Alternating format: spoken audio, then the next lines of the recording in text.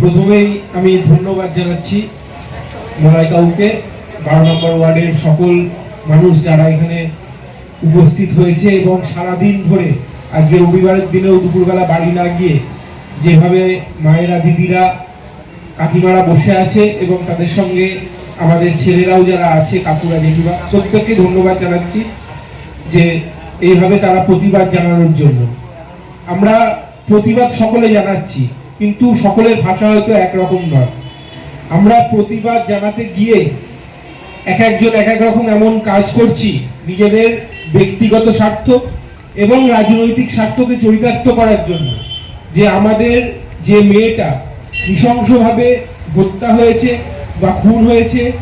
সেই জায়গাটাকে না গিয়ে আমরা সেই মোড়টাকে ঘুরিয়ে দিতে চাইছি এবং আমরা সেটাকে সরকার বিরোধী একটা জায়গায় পৌঁছে দিতে চাইছি, যাতে সাধারণ মানুষের যে এই ঘটনাকে কেন্দ্র করে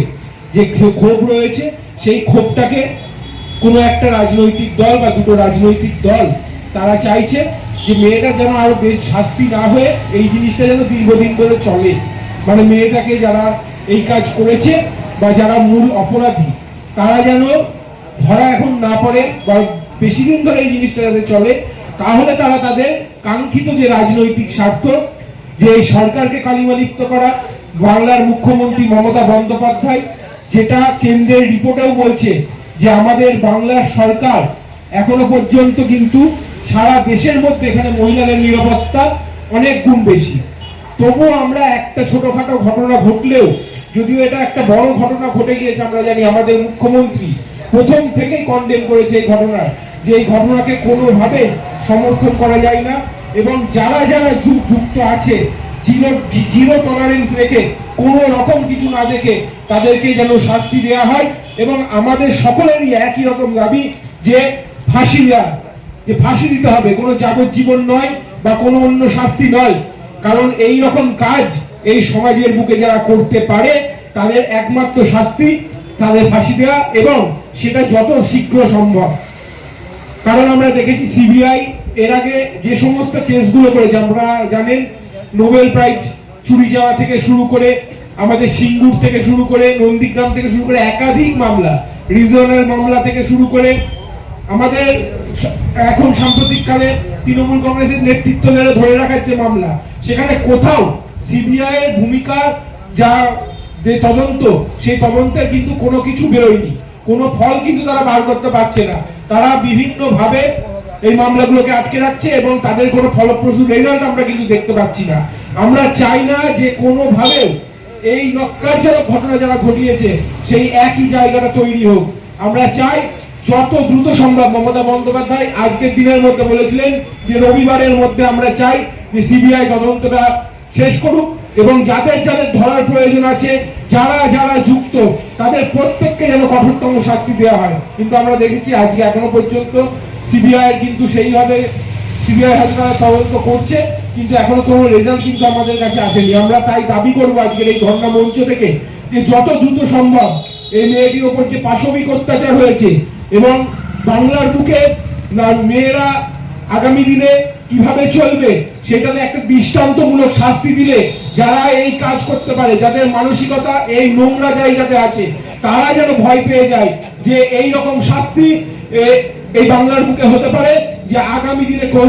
এই কাজ করতে গেলে যেন আরো 10 বার ভাবে। তাই আমরা সকলে মিলে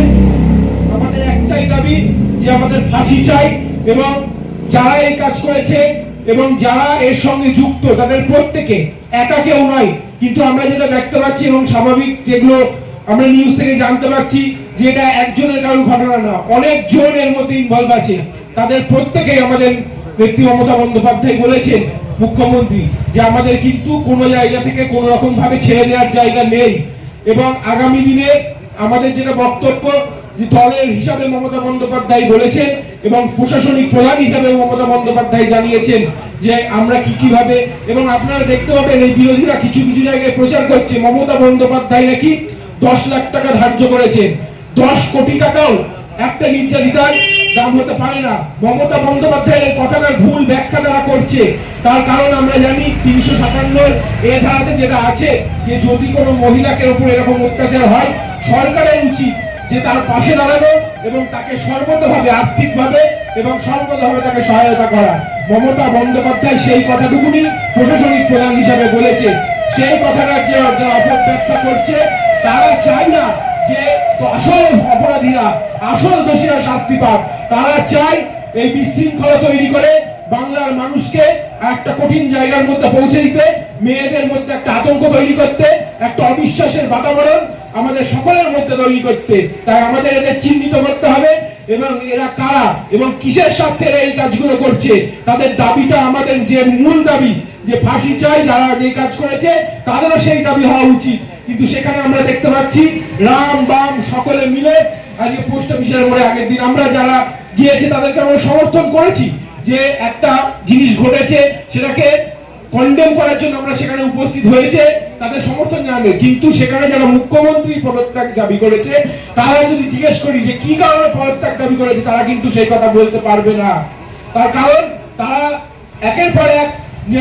নির্বাচনে আমাদের এখানে পর্যদস্ত হয়ে এবং বাংলার মুখ্যমন্ত্রী মমতা বন্দ্যোপাধ্যায়ের কাছে তারা রাজনৈতিকভাবে পেরে উঠতে না পেরে তারা একটা ঘোলা ধরে মাছ ধরার জন্য যে নোংরামো শুরু করেছে, সেইটা আমাদের কিন্তু সকলকে চিহ্নিত করতে হবে এবং আমরা সকলে মিলেই পারবো এই বাংলার শান্তি শৃঙ্খলা এবং সম্প্রীতি, যেটা বাংলার ঐতিহ্য, বাংলার গৌরব, সেই মা ভাই বোন সকলে মিলে আমরা হিন্দু মুসলমান যেভাবে একইভাবে আমরা এই বাংলার বুকে এতদিন ধরে থেকেছি, এই বিশৃঙ্খলাকারীদের কাছে আমাদের যেন মাথা নত না হয় এবং এই কাজ যারা, এই অপরাধ যারা করেছে, আগামী দিনে এমন দৃষ্টান্তমূলক শাস্তি তাদের যেন হয় যে আগামী দিন যেন কোনো দুষ্কৃতি বা কোনো খারাপ কাজকারী কোনো ব্যক্তি যেন এই সাহস না পায়, তাদের যেন এই কাজ করার কথা ভাবার আগে তাদের মুখটাকে বোধে শাস্তি করা হয়েছে। এইটুকু বলে সকলকে ধন্যবাদ জানিয়ে আমি শেষ করছি। ধন্যবাদ।